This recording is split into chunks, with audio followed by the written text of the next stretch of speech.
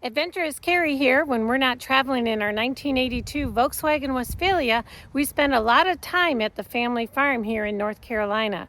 We have named the farm Old Barn Farms, and today's project is to lay the foundation for our spring garden. So come along with us. This is our travel dog, Sir Henry.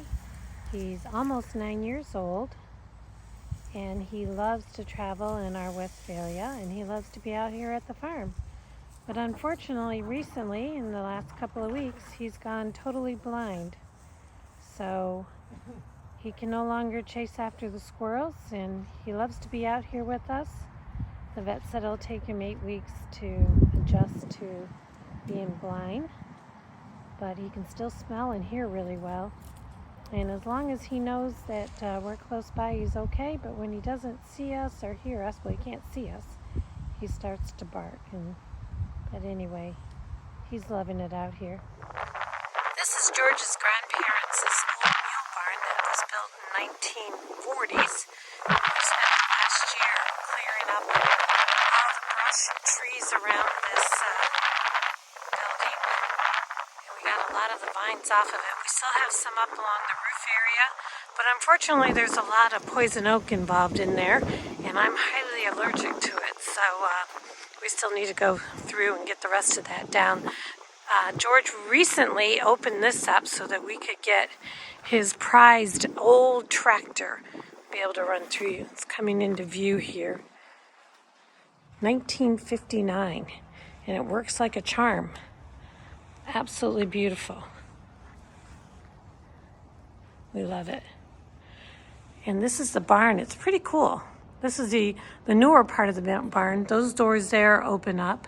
But we had a big hole in the roof here, and we had some guys come in and fix the roof and fix the tin on the side of the barn on this side. The rafters. This area here is the old original part of the barn, and it's pretty cool. So we're going to work on refurbishing this barn a little bit more. And there's 3 rooms over there that we keep a lot of our farming equipment in. And yeah, it's really cool in here. Who knows, maybe someday we'll make this into our house. So what was this too originally, this tire? These are tractor tires. Tractor tires. Well, in the old barn. And that's the area that we fixed, or we had someone fix. So we're going to use these old tractor tires as planters. Probably clean them up and spray paint them like a forest green or something. And we're looking at possibly planting potatoes. And so we have 4 total. These are the 2 big ones. We have 2 more that we're going to get. So we're going to roll these over to the area that we're going to put the garden in. So we moved all the old tobacco sticks out of the center of this tire. Looks like that one is good to go. And now we're going to roll it to the garden. This is what they use for those workouts. Yeah. You become buff working around here. Really dusty. You got it.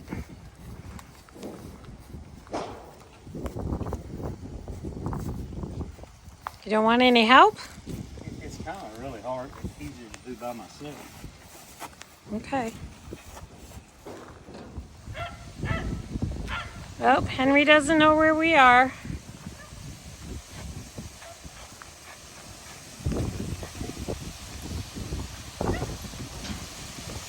Our little homestead. We got Blue over there. And Fritz, our camper, over there. A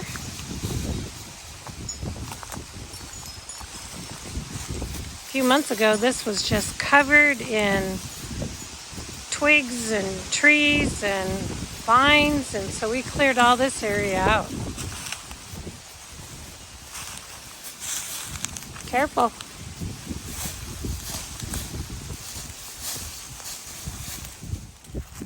Tire number 2.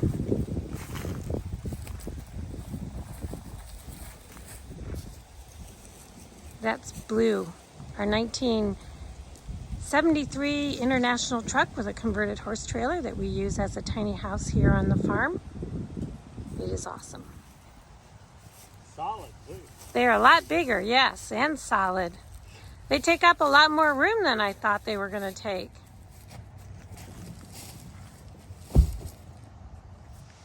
We recently had electricity brought out here, so we have a temporary pole. So we do have electricity to Blue, and we have a full kitchen inside. Someday I'll do a whole tour of the inside of Blue. But this is a place that we like to come and hang out and just really enjoy the area out here. The other thing we're working on next, we don't have sewer yet, so we do have a porta potty that we have out here for any of the women that come out here that don't want to go out in the woods. And then that's a 250-gallon water barrel that we're going to keep filled with water. We're actually getting one more, and we're going to use that to water our garden. We have an old well on the property that's over here. We still need to get a pump for it so that we can get the water out. Maybe someday we'll get a test. Tire number 3. That one's a lot thinner than those other two. Are those also tractor tires? One more to go and then we'll figure out the configuration. So eventually all this wood here is going to be going away. And we decided to change courses.